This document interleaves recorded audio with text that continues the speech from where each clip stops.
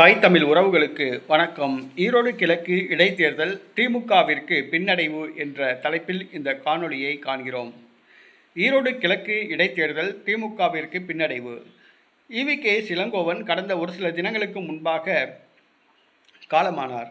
ஆகையால் இடைத்தேர்தல் அறிவிக்கப்பட்டுள்ளது. வருகிற பிப்ரவரி மாதம் 5ஆம் தேதி தேர்தல் நடைபெறுகிறது. 8ஆம் தேதி வாக்கு எண்ணிக்கை நடைபெறுகிறது. காங்கிரஸ் போட்டியிடவில்லை. காங்கிரஸ் திமுகவிற்கு விட்டுக் கொடுத்துள்ளது. இதனால் காங்கிரஸ் கட்சியினர் அதிருப்தி அடைந்துள்ளனர். அதே நேரத்தில் திமுக தொண்டருக்கு சீட்டு கொடுக்காமல் தேமுதிகவிலிருந்து திமுகவிற்கு தாவிய சந்திரகுமார், முன்னாள் சட்டமன்ற உறுப்பினர் சந்திரகுமாருக்கு சீட்டு கொடுத்துள்ளது.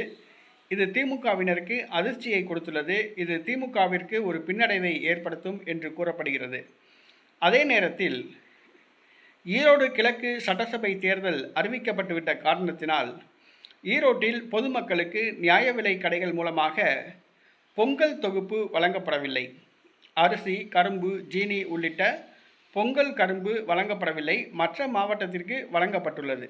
இதனால் பொதுமக்கள் பொங்கல் திருவிழாவை கொண்டாடுகின்ற பொதுமக்கள் அதிருப்தி அடைந்துள்ளனர். இது இடைத்தேர்தலில் எதிரொலிக்கும் என்று கூறப்படுகிறது.